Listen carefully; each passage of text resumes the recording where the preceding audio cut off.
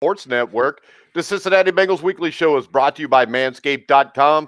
Use the promo code TGT20 to get 20% off your first purchase and free shipping. I'm your host, Mike Goodpastor. Right now, I'd like to welcome in my co-host. First up, Ty Robbins. How you doing, Ty? Hey, Bengal Nation. If we got to have one win out of the season, let it be against the Steelers on Monday night when no one thought you were going to win.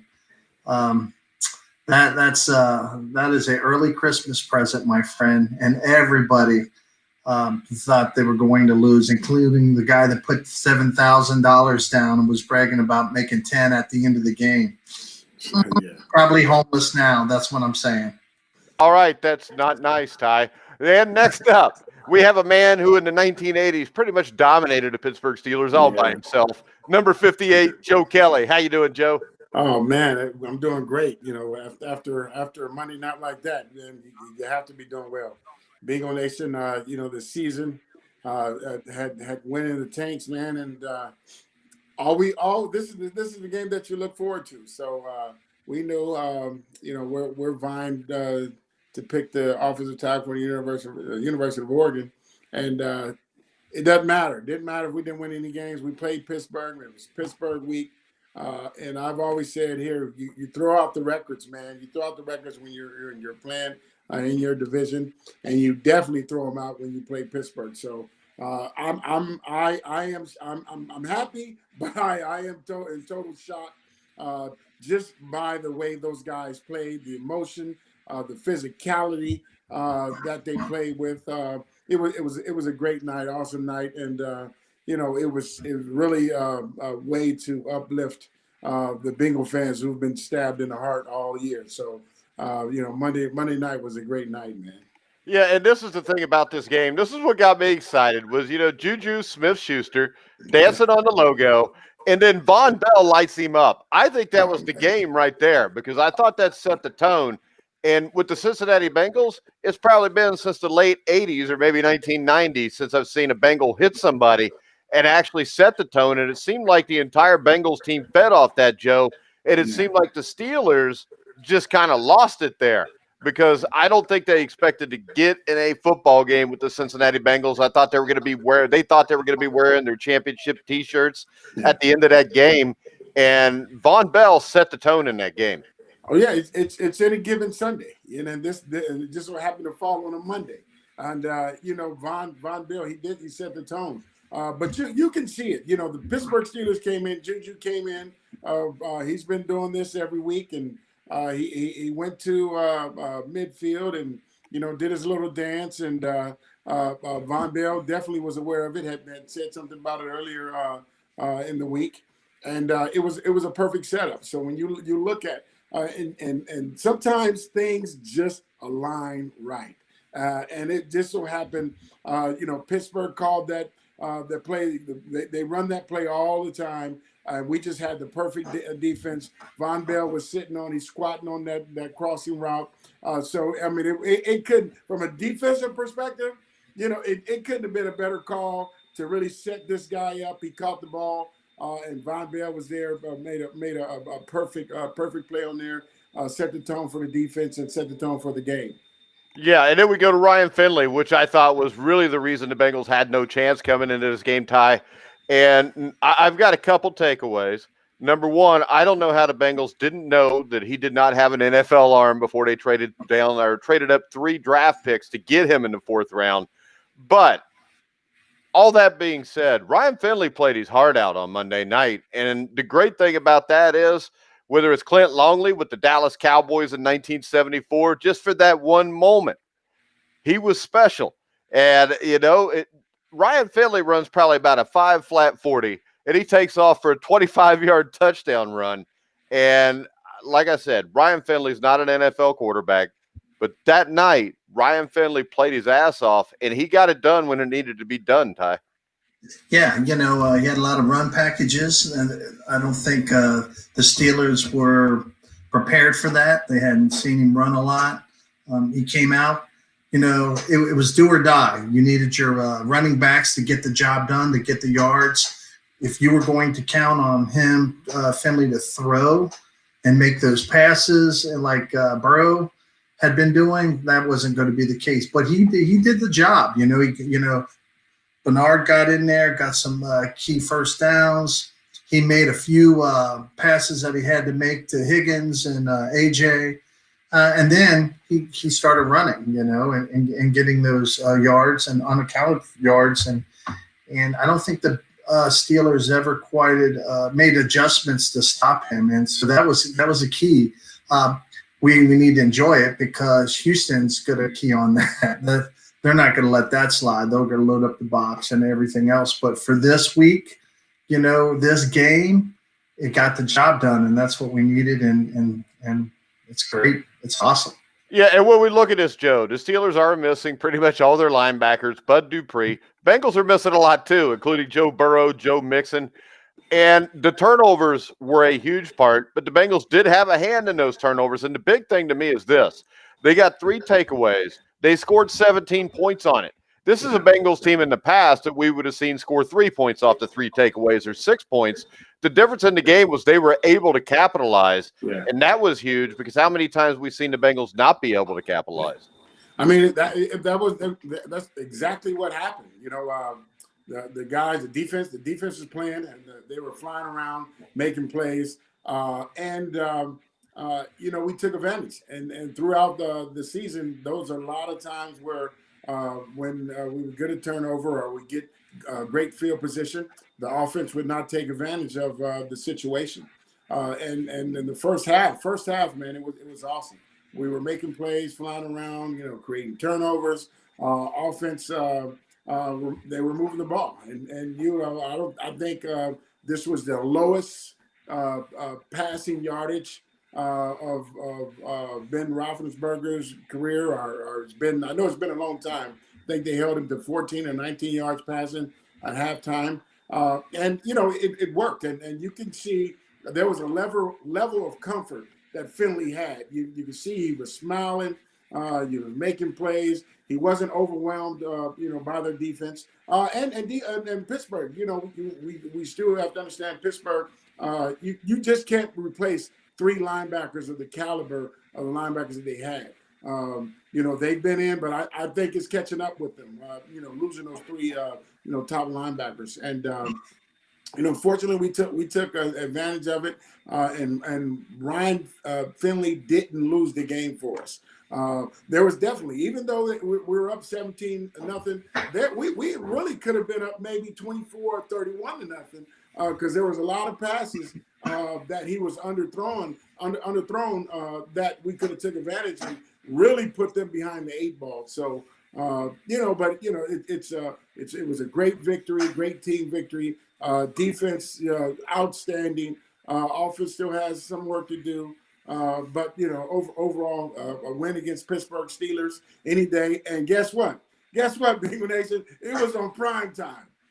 Prime time, baby. And there wasn't a person in Vegas that picked us, and those guys did it, man. So congrats, to the team, and congrats to Bengal Nation. Yeah, and the thing that's really stood out to me is we gave Lou Anarumo a lot of crap all year, especially me. But in the last 4 weeks, this defense played really well. They played really well in this game, Joe, and those linebackers had a hand in all 3 turnovers. Jordan Evans played well. Everybody played well. Yeah. And Josh Bynes, it was just, it seems like they're figuring out what they're supposed to be and what they're supposed to do now. Well, I think it's spearheaded by our safeties. Bates and Bell. Those guys are coming up. Those guys are being aggressive. Those guys are setting the tone. And so when you have something like that, you're feeding off of it. And those guys are bringing the intensity. And our guys were in the right place at the right time. So you have games like that where the coach is making some of the best calls. And it's indicative that here a lot of times we've seen in the past. We couldn't adjust to a lot of stuff they were doing. Team is successful running certain plays. We wouldn't adjust, and it just so happened. I think he did. He called a great game plan. Ben was a little erratic. I don't know if his elbow played a part in it, but I don't care because the defense was flying around. making plays, and it was just it was the ultimate team victory. Yeah, and Carl Lawson looked like he did a couple years ago. Sam Hubbard had some big plays. The defensive tackles controlled the line of scrimmage. I mean, if you watch that game, I think the big thing to me, especially with the linebackers, was the Christian Covingtons, the Mike Daniels. They kept those guards off of the linebackers, which was huge in this game. Yeah, it really put Big Ben out of rhythm, and he missed a lot of easy passes that he threw. Like you said, Hubbard, Lawson got a few sacks. They blocked a lot of balls that were coming out. The DBs were blocking. And so it threw him out of rhythm. And once that happened, we got the momentum on our side. And for the first time, it just shows you, if you put pressure on a quarterback and you rush them, no matter how good you are, it's going to be a difference in the game. And so that being said, with the defense playing well and Big Ben not playing well, it really set up for a big win. But like Joe said, we missed that kick. We left a lot of points still on the field.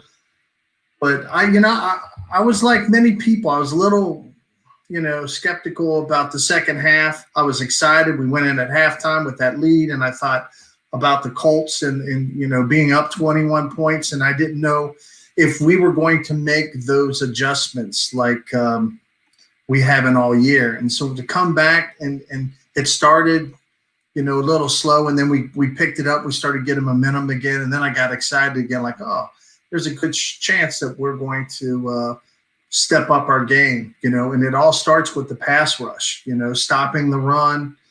Connors was out, and I really felt like they thought, well, we could win this game without him, and that was a mistake on their part, because I don't think their running backs ever truly got going. Well, I think James Conner's overrated anyways. I don't think he would have made a damn bit of difference.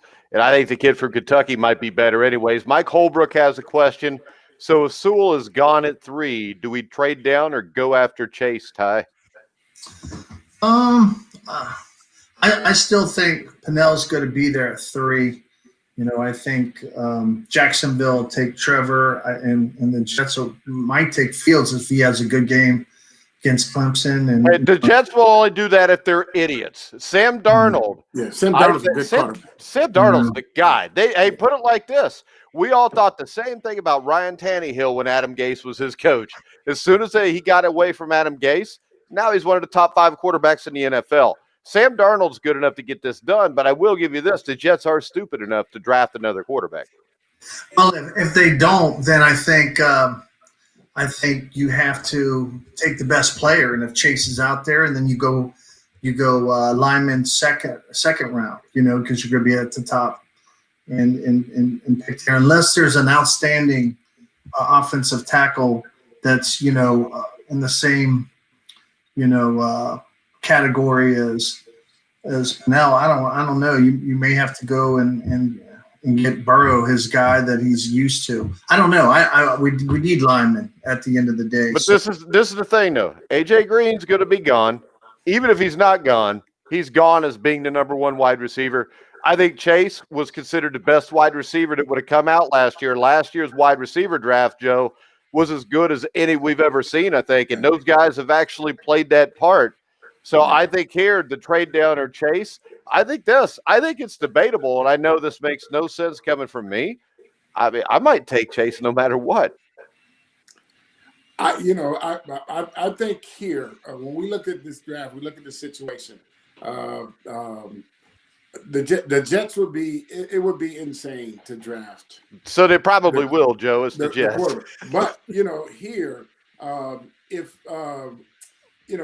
think Joe Burrows alone is the only person, him and his team, because with his situation, I think here.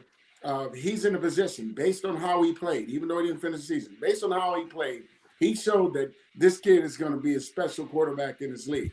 And there's no way, if I'm on his team, that I'm putting him back out there on the field in the same conditions. You have the power. So when you have the power, a lot of, most players can't really demand stuff. So here it puts Mike Brown in a position. So here I think we're pretty certain that Jacksonville will take a quarterback. So does that now put the Bengals in a position to say here let's swap picks, because I don't think Sue's going to be there at 3. I don't think he will either. I can't see the Jets taking the quarterback. They may take him first. So would that put Mike Brown in a position to say, hey, here's AJ Green, here's the 3rd pick, here's maybe, I don't know, you don't want to give the farm away, but if he's gone, then our need is definitely O-line, linebackers. I don't think there's anybody else out there at playing linebacker or line that is worthy of being the 3rd pick. So, if I just wishful thinking, do I think Mike Brown will pull the trigger on that? Absolutely not. That's what I said. Joe Burrows could be the only guy that can actually put pressure, that this is the kid that we need in order for us. Because if you look at how many games we were in just about every game, but there's no way that our season is going to be any different if we don't really address the offensive line. And you can get trade AJ Green, you can get Chase. Chase can't block. Chase is not doing. Hey, but this is the thing, Joe. My point is this: you got guys like Russell Okung, who is a left tackle, offensive tackle. You didn't have 2 tackles. You go out and get a guy like Joe Thuney or Brandon Schriff. If you will spend the money like you did last year, but you use it on offensive linemen, you can really limit the need on what you have to do offensive line-wise. Because right now, to me, you have to replace Bobby Hart, and you need a center. I think you pick up a couple guards there. I mean, you can build this line through free agency with guys that have played before, and you're not taking a crapshoot on a lineman, because with Sewell, I know everybody acts like he's the next Anthony Munoz, but if you watch his film, he's not, because Anthony Munoz never had bad placement, hand placement. And when you watch this kid, he plays a little high, and he'll get outside of your shoulder pads. I know that can be fixed, but you also had to fire Jim Turner to get that fixed. Right. So he's still coming in a situation where you don't have really a good coach. And even here we beat the Pittsburgh Steelers. Defense played outstanding. Offense did okay. They took advantage of the 3 turnovers in the first half. But I still seen a lot of offensive line play that was horrendous. I seen a lot of offensive line play that it was not going to help us out next year. And specifically speaking, Bobby Hart. I seen this guy whiff at least 4 times. Whiff. Don't touch him. Well, I watched him, and I watched both tackles. I think it was Fred Johnson on the one play where both of them whiff, and Ryan Finley's kind of stuck and just has to run up in there. We have a question from Mike Holbrook. What if Gase is gone? I think Gase is gone. Do the Jets then need a quarterback if they have a new head coach? I would say that's probably up to the new head coach. If I'm going into that situation, and you give me a choice of Justin Fields or Trey Lance, any of the guys out there, I'm taking Sam Darnold.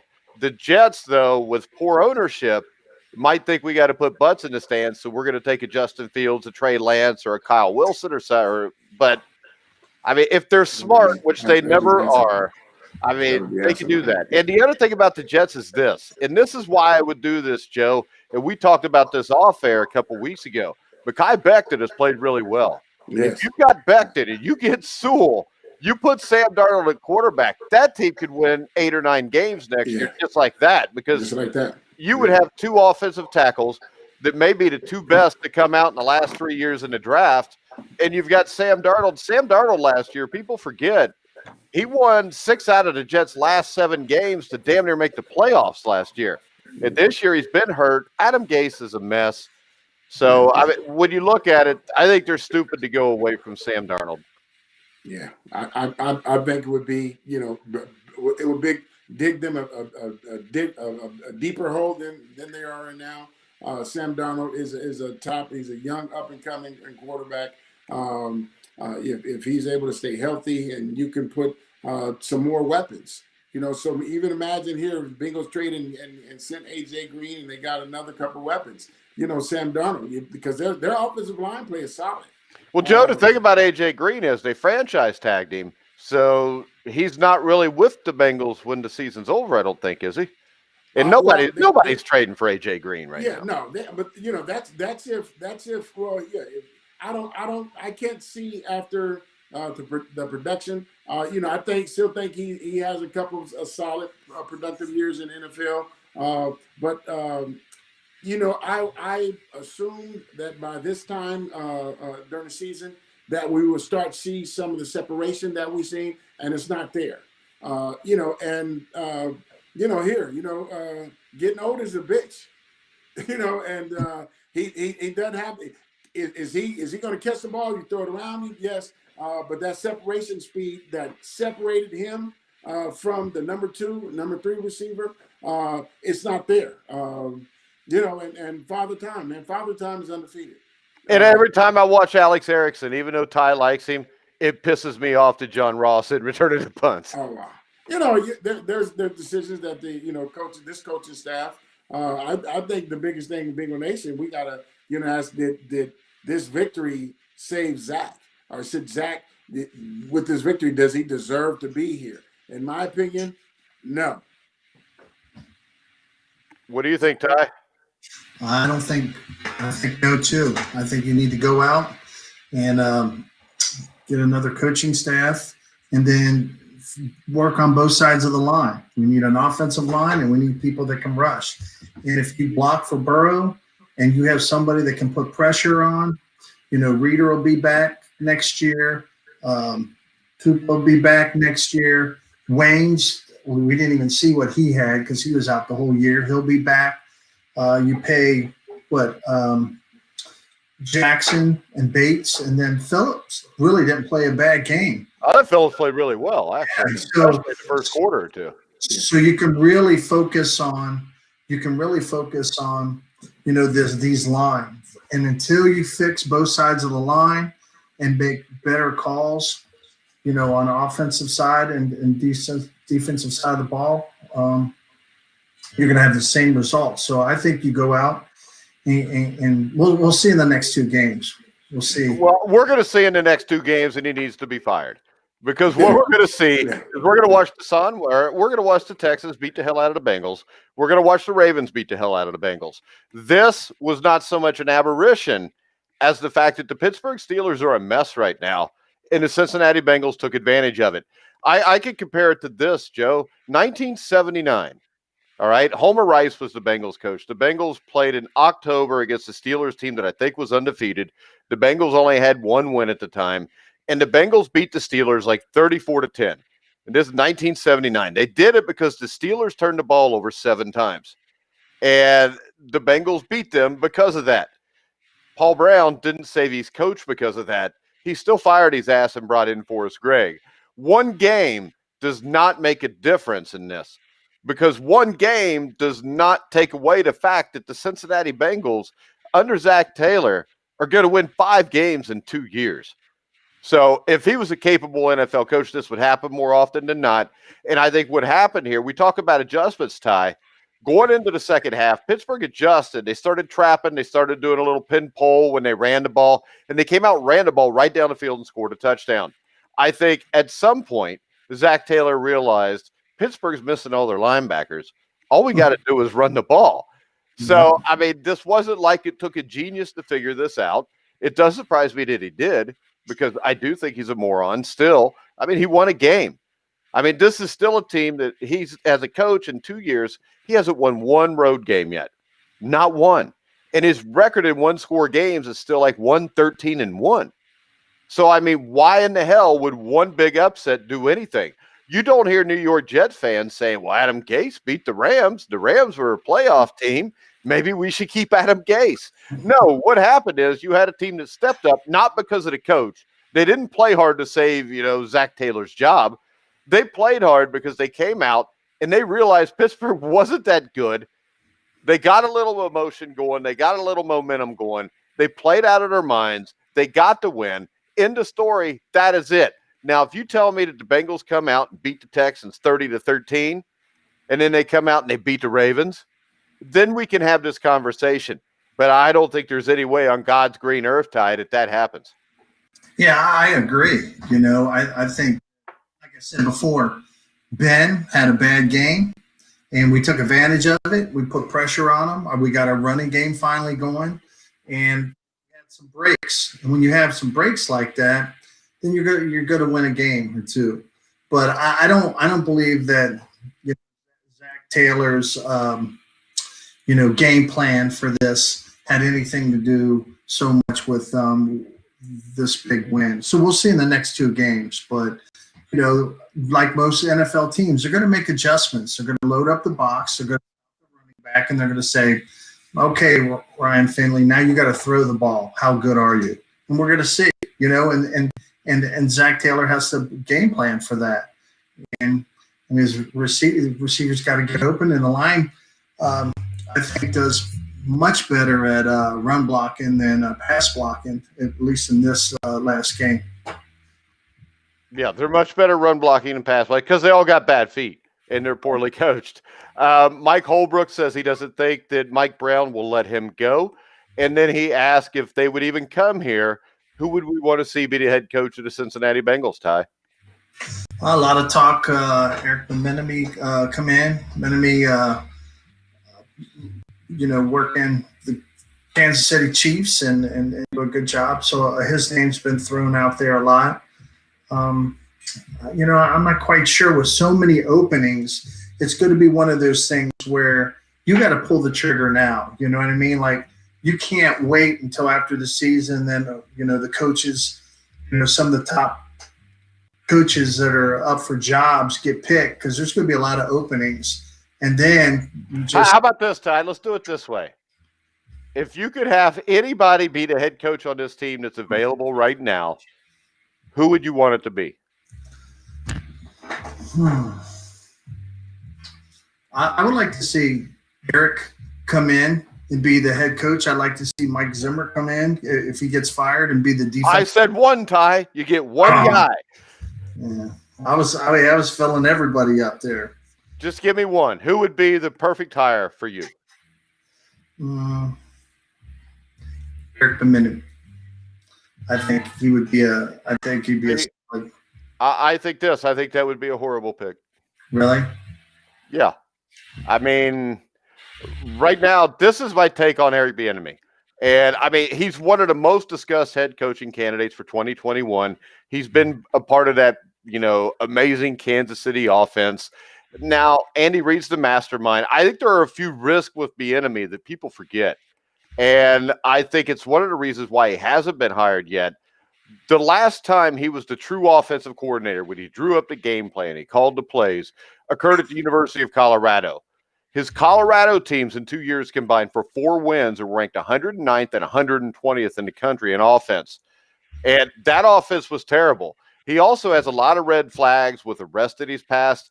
The guy I would want is Joe Brady. Yeah, Joe knows. Not you, Joe. He's talking about Joe Brady. We had Mike Holbrook ask about who would want to be the head coach. Ty likes Eric Bieniemy. I like Joe Brady. Go ahead. Keep going there, Ty. I was just going to say he's very familiar with Joe Burrow, and they have chemistry. So that would be a solid pick as well. So it all comes down to Cincinnati. Yeah, in a perfect world, I would like to see Bill Belichick say, "Hey, I'm going to prove I'm the greatest of all time and win a Super Bowl in Cincinnati." So, Joe, do you think that Mike Brown will get rid of Zach Taylor? I think if these two games go horribly wrong, I say yes. If not, and Mike, in being and knowing Mike Brown, I think because we beat Pittsburgh, he would assume that most half of Bengal Nation would be satisfied by what happened, as opposed to really looking in depth of how this season really went. I think he's been horrible with the veteran players and the way he handled Carlos Dunlap, Geno Atkins. Hey, I mean, Gio Bernard, the crap he Gio did last Bernard. week, and Gio Yeah. proved Gio's the guy that should have been having the ball all along. Yeah. So here, and then you still when you have a great game like they did, and beating a Pittsburgh team that had been the hottest team in the league a couple of weeks before, it's good for your morale. But Mike, a week ago, 2 weeks ago, doesn't negate the fact that the locker room was in turmoil. You go in, you beat Pittsburgh. Yes, absolutely, amazing, great. Let's hug, kisses, and all that, around. But it doesn't negate. It's still, the way you treated me all season long, the way you talked to me all season long, the kind of relationship that you have not built, the walls that you have built up with the coaching staff and some of the players. I think that is still thick. I think it's still deeply ingrained, and I think if he doesn't make a change with Zach Taylor, the potential of the team, the potential of these guys going to the next level. You see, bring Trey Waynes back. The defensive backfield is set. Reader back in there. The linebackers don't look bad now, Joe. Well, you still need a linebacker.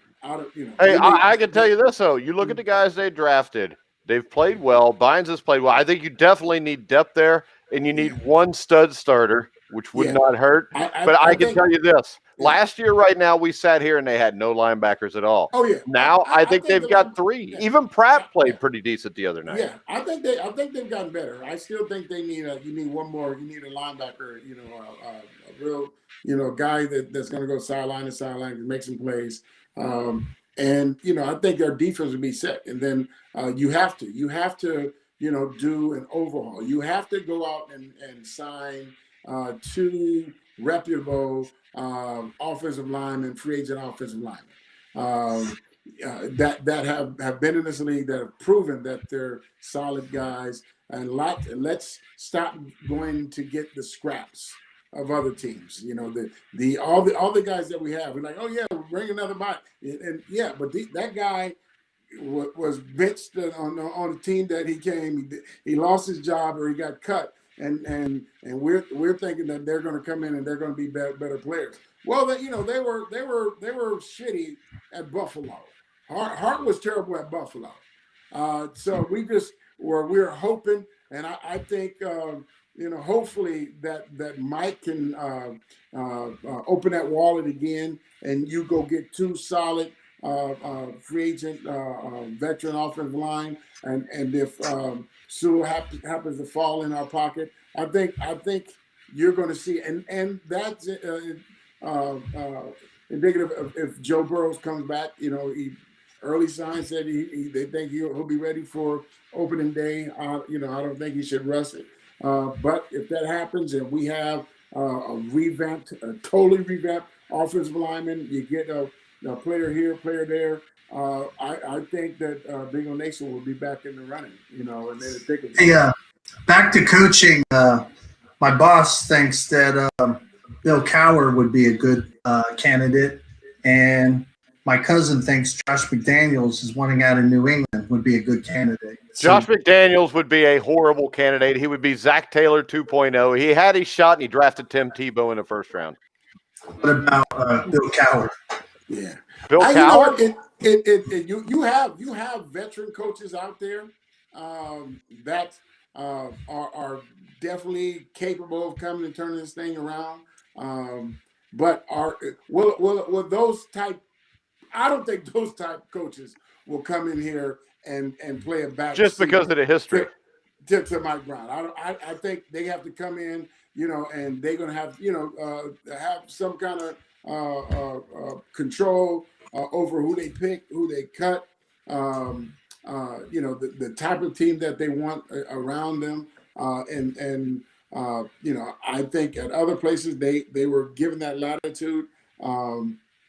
Here, as long as Mike is still there, he's still, making the decisions. And you can look at them not doing anything about the offensive line play.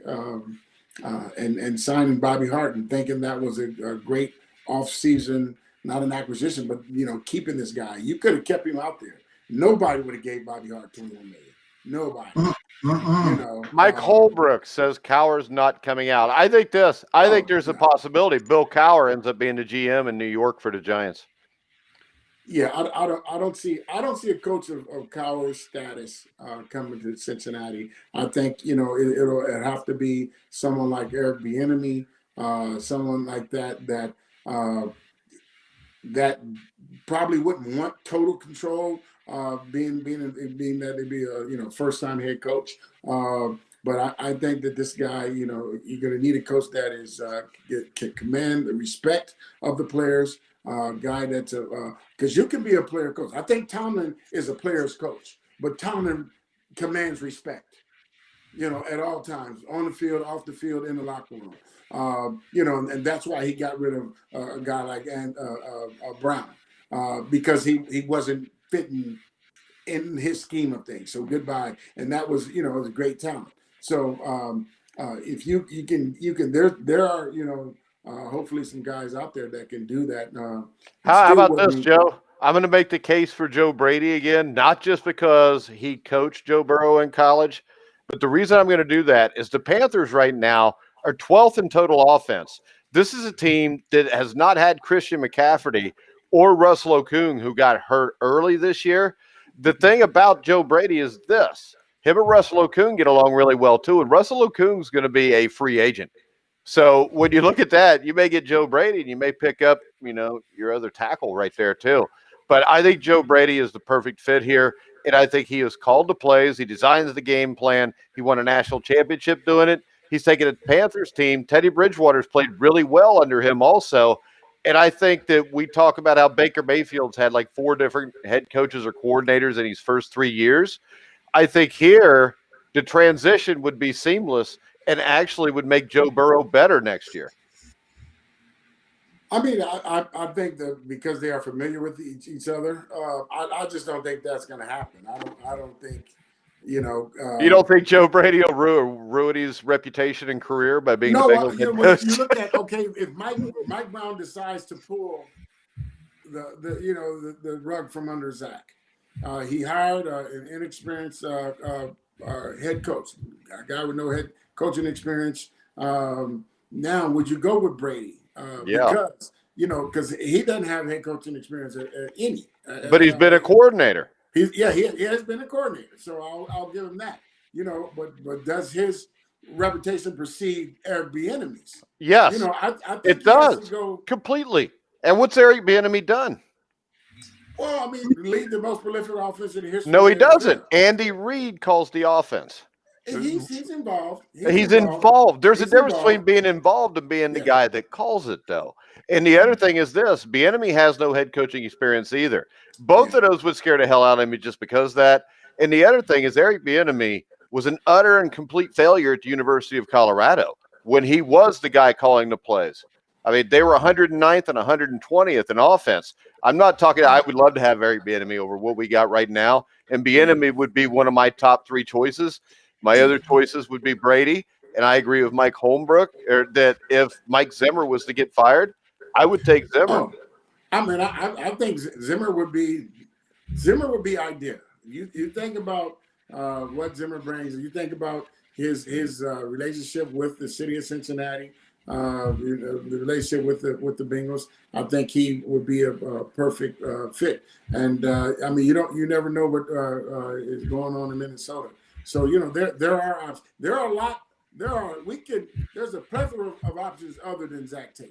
But I guarantee you this: our options are really small, just because Mike Brown's the guy that is the owner of the team, and Mike Holbrook says start with a GM, let him make that decision. Mike, give up on that. That's never happened. They're gonna be a GM. I think the other thing too, just as important as a head coach, is who are they bringing along with them, right? Because really great head coaches surround themselves with great assistant coaches. Yeah. And we've already seen that, Turner, some of the defensive calls. So I think that's going to be a big play too. So when Taylor was hired, It was after the Super Bowl. He was rushing to get people. He got, we talked about this in the beginning of the year or the season where he got a lot of his friends or people that he knew, maybe not super qualified, but he felt comfortable with, and he brought them in, and they just didn't produce. So you could be the best head coach in the NFL, but if you got assistants aren't getting it done, you're going to struggle, and we're struggling. You a guy like Zach, here, I think he probably would have been intimidated by bringing in, a Jack Del Rio as a defensive coordinator. Here's a guy who's been, had some success as being a head coach, has success as being a defensive coordinator. So I think that's why he surrounded himself with guys that he was really comfortable with, and I don't think guys that he thought would outshine him. Being that here he has to have the limelight. You have a lot of coaches like that, and I can give you tons of examples of guys that I played with that are tried to get into coaching, and when they were interning to be coaches, a lot of position coaches didn't like them because here Bengals hire Joe Kelly as assistant linebacker coach. I come in, former first round, 11-year player, and a lot of the linebackers probably more than likely will be asking me a lot of stuff as opposed to the guy who never played linebacker. And a lot of guys got shunned like that because coaches didn't want them to outshine. And you bring a guy like Zach, he wouldn't want any guy that would take the shine away from him. But that's the sign he's not a good head coach. Yes, because exactly. As a good head coach, you want to. It's just like you, Joe. I've been trying to get you to be my linebackers coach at my high school forever, and you just won't do it.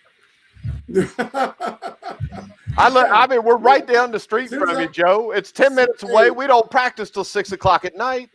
Oh man, that's enticing, right? Because that is literally you weren't always right down the street, man. That's we're right down the street. Yeah, if I can get some time, man, I can get away from this office. I would, because I mean, at the end of the day, I would love, I wouldn't want to go any higher level. I would love being able to teach, because you're not teaching at this level. You're coaching schemes. And no, let's face it, at the professional level, even arena football, which I did coach, if a guy can't do it, I ain't got time to teach him. I'm just going to get rid of him and get another guy that knows how to do it. Yeah. So, it's we just, I think Bengal Nation, we can relish the fact that we beat the Steelers. We got past the prime time jinx, so that's dead. We know we can win, and it's just about going out there and win. I think here with the young core of guys that we have, and you're talking, hey, you reformat this offensive line, and you think about all those games that we could have and should have won, 5-6 games. So say, hey, now you add six games to 3, that's 9. Guess what? We're in the hunt. You literally have all four teams, in the hunt to make the playoffs. But it didn't go that way, and if we don't make the wholesale changes, I think we will. Well, how about this? You know what I think is really going to be funny, Joe? If the Houston Texans hire Marvin Lewis and he's got Deshaun Watson and he's holding the Super Bowl trophy someday.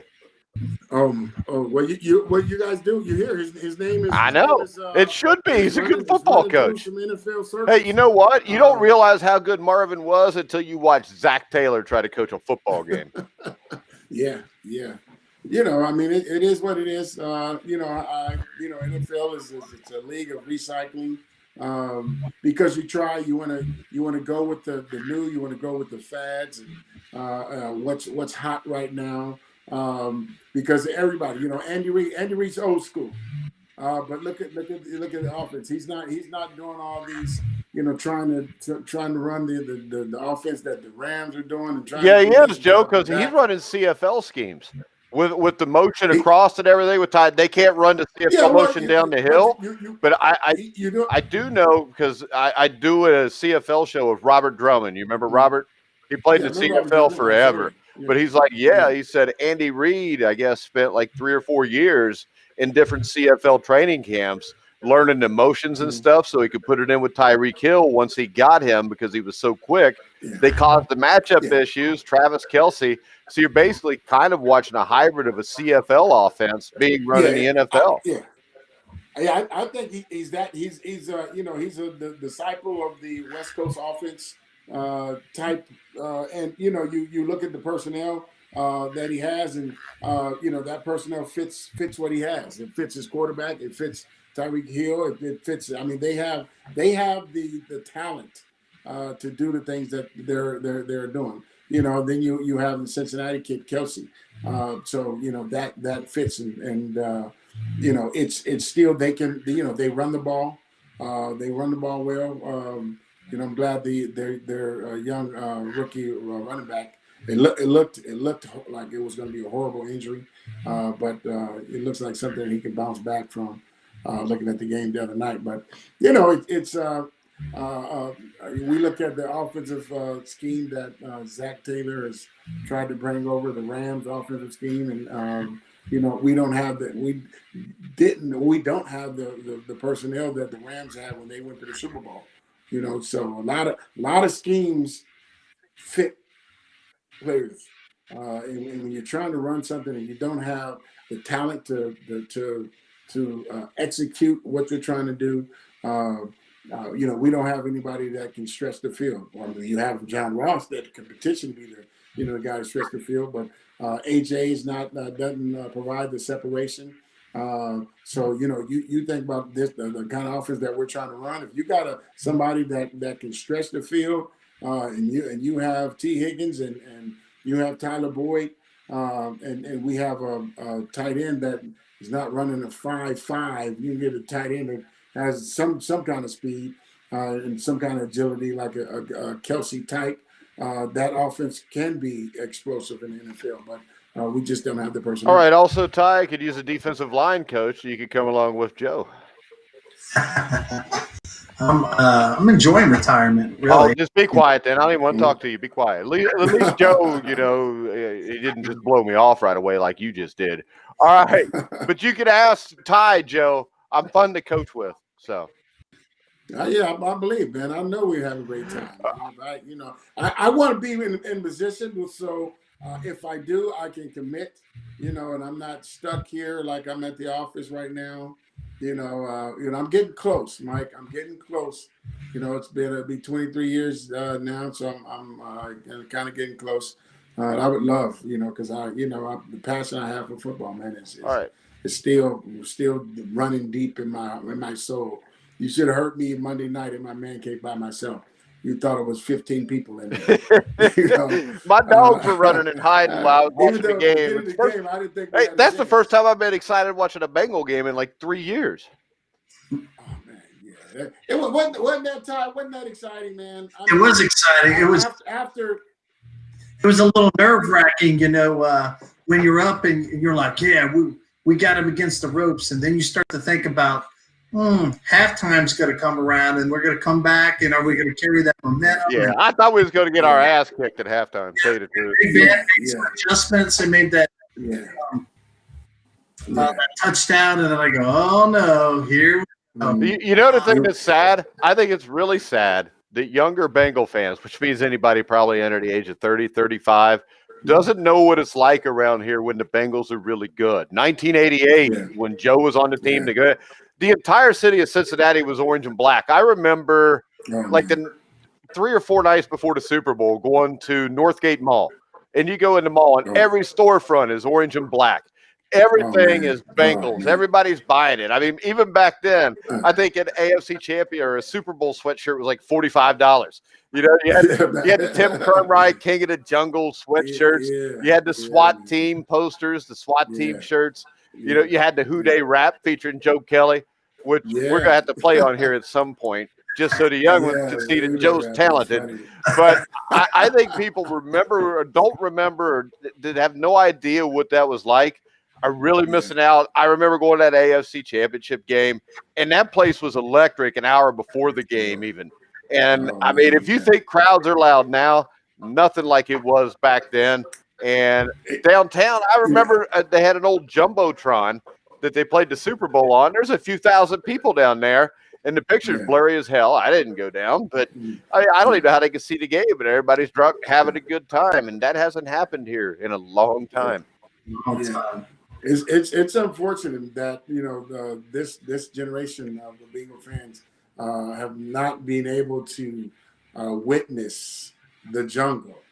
What the jungle meant. And the feeling. Coming out there, even as a player, you coming out there and outside. It wasn't the Kingdom, but it was damn near as loud.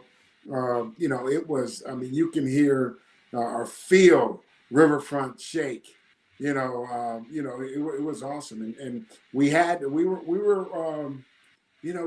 there, man, when Carson went down, and we had an opportunity, and but it still didn't feel like that year either. No, it wasn't.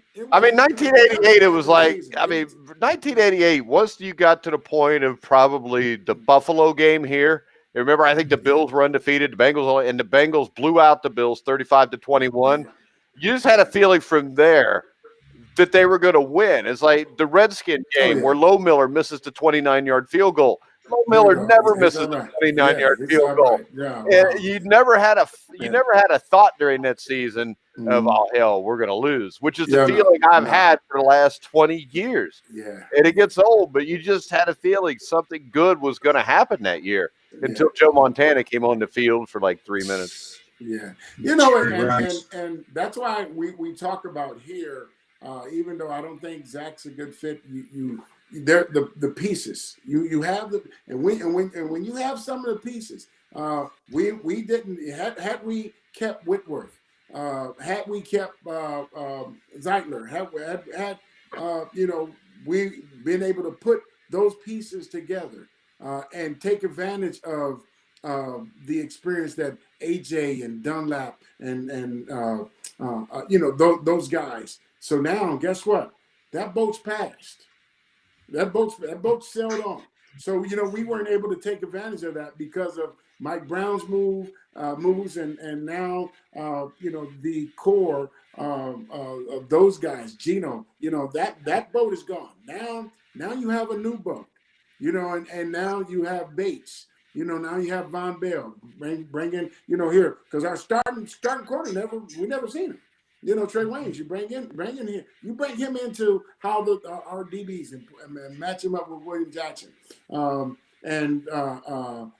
Here, if we can get 58, 94, and DJ Reader to come and find another formidable inside guy. And a pass rusher. We need a pass rusher. Yeah, you need a pass rusher. And so those pieces, you look at T. Higgins, you got Joe Burrows, so here, you got Joe Mixon, and I still think Gino has a couple really good years. So when you get a core like this, if you don't take advantage of it, and if you keep Zach Taylor, you're not going to take advantage of this. All right, real quick, we've only got like 6 minutes. So Ty, go ahead and give your thought, and then we'll give our prediction on the game coming up. I was just going to say, when we were talking about special players, Joe Burrow. When Burrow's out there, you never have the sense that you're out of the game. You know what I mean, Joe? Like, even with the bad line, you feel like he can read the defense. And so I think that brings excitement to Cincinnati and what he's going to do next year. So with that, we got to surround him with good linemen, and I think we could get some of that excitement back. As far as next week, I don't see us winning. I think Houston's going to load up the box. I think they're going to force Finley. They're going to stop him from. Is Finley starting? Because from what I hear, Brandon Allen may be ready to go. Then I don't know what the game plan will be as far as I think it's probably still the same. I don't know. We'll see if we're going to stay with the run. That wasn't new, because he was totally opposite. Throw, and now he's running and burning up clock. And hey, Joe Burrow would still be playing if he would have played like that before. Yeah. So I don't see us beating Houston, but We better not, because that could move us down to like 6th or 7th draft wise. yeah, yeah. But Joe, what do you think? Do the Bengals continue this role, or is the role short lived? Unfortunately, I see Mike Holbrook talking about Boyd. I think Boyd can come back. He probably still in concussion protocol. He slammed. It happened. Slammed his head against the ground on the ground. So he has a possibility of coming back. But I look at this. I think we reached our apex for this season. It's Pittsburgh Steeler. It was Monday night. You look at each other, mano a mano. You look at this is Monday night, man. The season is over. Here in that locker, I could imagine that locker room. Because this is our Super Bowl, and those guys came out and they played their ass off, and it was the big game. I think here now, I think we're going to go down, and unfortunately for Bengal Nation. I think it's going to help our draft status and trying to get through it. But I think we go down to Houston, and their season has gone the same as ours. But I think at home that they're going to take advantage of Finley, because I think Finley, even if I don't care who starts. I don't see us going in there and getting 3-4 turnovers, and that was the reason that we won. I see us going in and actually, keeping it somewhat, close, but I still see Houston winning. I would say like 28-14. I don't see our offense being able to go and sustain drives, and they're just going to go out on Houston. Even with Pittsburgh, they didn't go out and just, except that the last time when Finley had the run, that we just went out there and we marched, 75 yards, 80 yards, and controlled the clock. I think our offensive line play will be taken advantage of again, and unfortunately, we're going to be looking at our 11th loss. But all is not lost in Bengal Nation. It's going to be put us in a better position to secure that pick and get that kid from Oregon. I think that's what we have to look forward to, other than Zach Taylor being fired. Yes, and we all will look forward to that. Hopefully it will happen. I think the Bengals lose this game 30-10. There's a big difference between Deshaun Watson and Ben Roethlisberger. Yeah. And I can tell you this, at the end of their careers, I will still say that. And I'll still err on the side of Deshaun Watson, because I think he's special. I think he's one of the 3 best quarterbacks in the NFL. His stats may not look at it because of what's around him, but you also got to give this Houston Texans this. They had a coach that shouldn't be there. They fired him about 4 or 5 weeks into the season. Yeah. They've won a few games since then. Maybe the Bengals should do that. They could fire Zach Taylor right now, and I would be one of the happiest men alive. So we will be back next week. What day y'all want to do? I know we always say this and do it on a different day, but this time we're going to stick with it. Wednesday. Wednesday. Let's do Wednesday. Yeah, Wednesday. Yeah. All right, Wednesday night, 8 o'clock. 8 o'clock. All right. NFL Pick'em Show tomorrow, or a NFL show, which will be basically picking all the games for next week, will be tomorrow with myself, former Indiana national champion, 1981 Hoosiers Steve Risley, and my normal co-host Sam Teets. Make sure you check us out tomorrow at 4 o'clock Eastern for that.